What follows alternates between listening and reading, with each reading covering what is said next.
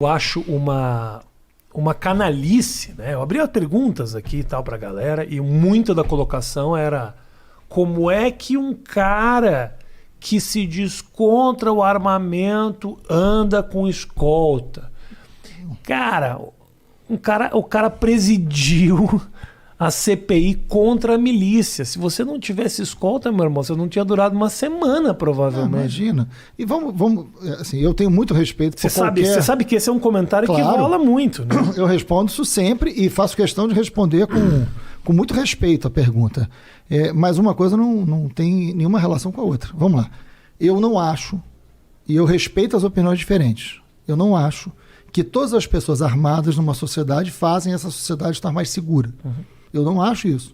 Você pode achar e a gente pode conversar e não tem nenhum problema a gente pensar diferente. É assim a vida, é assim a democracia, né? Outra coisa, dá muitos views porque o negócio do Monark tá bombando. Eu tentei ser didático.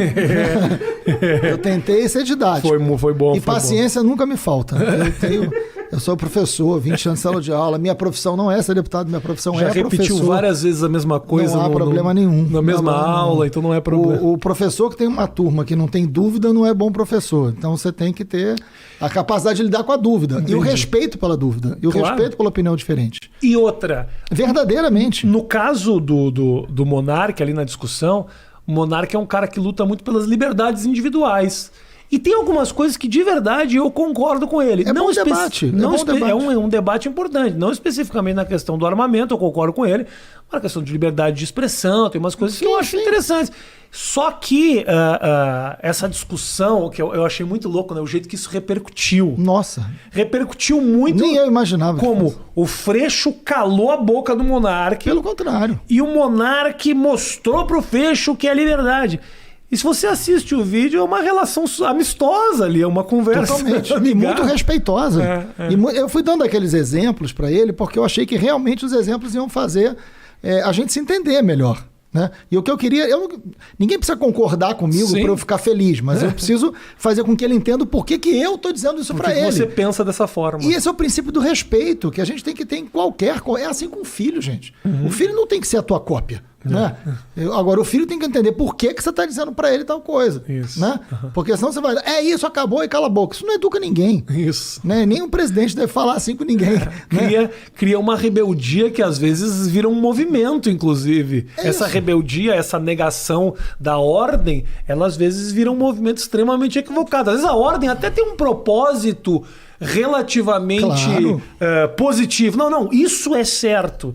Mas se não é feito através do debate, vira uma ordem. Aí a ordem gera rebeldia. E a rebeldia isso não provoca convencimento mínimo, né? Ou pelo menos uma maioria, claro. Não funciona. Né? São as tais ordens para não serem cumpridas. Né? Então, o meu debate ali com o Monark assim, foi feito com muito respeito dele, por mim ou por ele. Os exemplos, muita gente fala assim, mas que paciência. Eu falei, gente... Ele expressa uma opinião que, vamos combinar, não era só dele. É de uma quantidade enorme de brasileiros que pensa assim. Uhum. Então, ali era a chance de eu estar, inclusive, falando com um monte de gente que pensa igual a ele. Uhum. Então, a paciência não era realmente uma necessidade. Essa coisa da arma, só para a gente não deixar de falar. Vamos lá. Eu não acho que todo mundo armado faz a sociedade estar mais segura. E eu dei esses exemplos pro Monarca na época. Eu falei, vamos lá, um bar. Todo mundo armado, o bar está super seguro? Não está. Está inseguro. Uhum. Né? Se cada motorista no trânsito de São Paulo ou do Rio de Janeiro tiver uma arma, o trânsito está mais seguro? Não está. Tá mais... Eu fui dando esses exemplos, né? Ou seja, a circulação da arma aumenta a possibilidade da arma ser usada. E a arma não é usada por uma outra coisa. Foi o exemplo do carro, né? A arma é arma. Ponto. Né? Parece óbvio, mas não é em alguns debates. Bom, o fato de Então, eu não acredito nisso. Quem tem que andar armado é quem sabe usar arma e quem é um profissional que pode usar arma para garantir a segurança do conjunto da sociedade. Por isso a gente tem as polícias, as várias polícias, né? A minha situação específica eu fui ameaçado. Eu ando com 5 fuzis na mão? Não ando com 5 fuzis na mão. Eu tenho uma escolta do Estado dada por uma razão que é uma razão do meu trabalho. Né? Não, o cara é deputado, está devendo a todo mundo e anda com escolta. Não é o meu caso. Eu fiz uma CPI que botou na cadeia uma máfia inteira do Rio de Janeiro. Né? E o Estado me deve proteção nesse sentido e me protege enquanto essa ameaça for real. Esses caras mataram uma juíza, mataram uma vereadora, mataram um monte de gente, são capazes de fazer isso. Ponto. Então não tem nenhuma contradição entre o debate das armas, claro, que está provado por todas as pesquisas que mais armas em circulação aumenta a violência, aumenta o número de pessoas mortas, e o fato de ter uma escolta de policiais armados. Mas a gente faz o debate, não tem problema nenhum. Eu fico só pensando em situações específicas, talvez se elas não precisassem, se a pessoa não... Um senhor no interior, numa cidade meio abandonada, com pouco policiamento, ele na fazenda dele, com gado. Será que de repente nesses casos... Que não consegue ter acesso a um policiamento no lugar. A lei mudou agora há pouco tempo, inclusive, nesse sentido. E esse foi... É claro que isso tem que tomar cuidado, porque essa lei, né, que você vai flexibilizar para uma situação onde, num determinado lugar de vulnerabilidade, a pessoa está mais vulnerável, uma arma, enfim. É claro, você vai fazer o cara ter 5 fuzis e 4 escopetas? Não. Mas alguma coisa que o proteja, enfim. Esse é um debate possível. Isso não pode significar que você vai liberar a arma para que a luta pela terra ou conflito seja um conflito armado. Sim, sim. Que é um cuidado que a gente tem que ter. Por exemplo, o conflito entre garimpeiros e indígenas, que é um conflito existente no Brasil. Você tem que fazer de tudo para que esse conflito, primeiro que não exista, que a lei chegue e o poder público determine a resolução disso. E não pode permitir que esse conflito seja um conflito armado, porque é muito pior, e hoje em dia. Então, esse cuidado entre o interesse de uma coisa e o que pode ser usado para outra é um cuidado que a gente tem que tomar.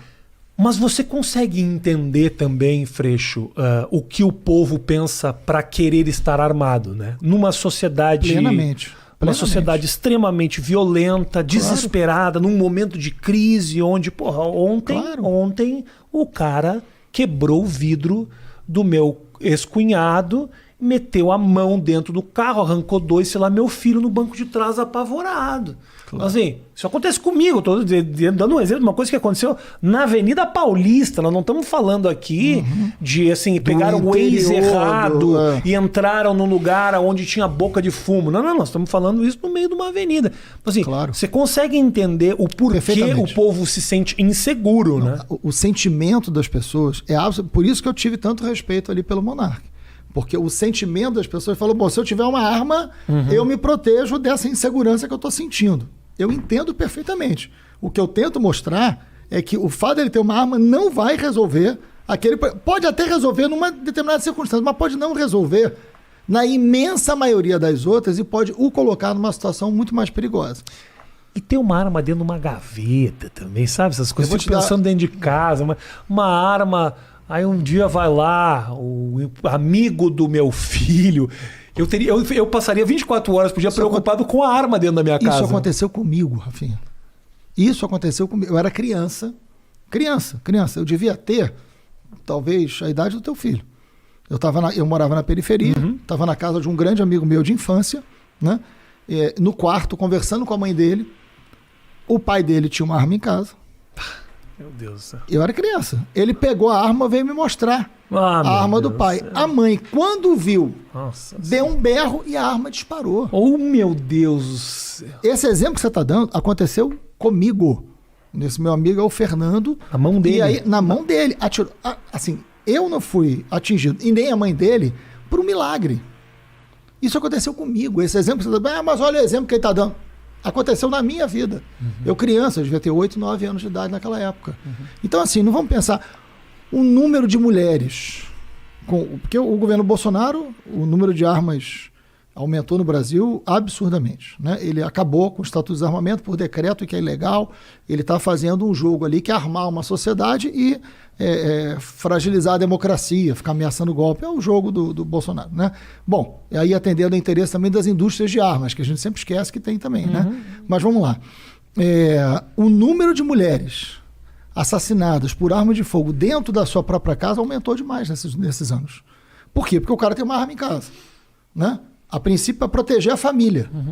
Cresceu mais de 20% o número de mulheres assassinadas por arma de fogo dentro da sua própria casa. Porque um conflito entre marido e mulher pode virar um conflito armado, porque tem uma arma dentro de casa.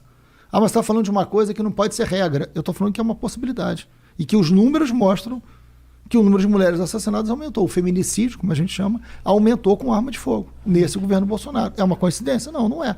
É uma consequência direta da ideia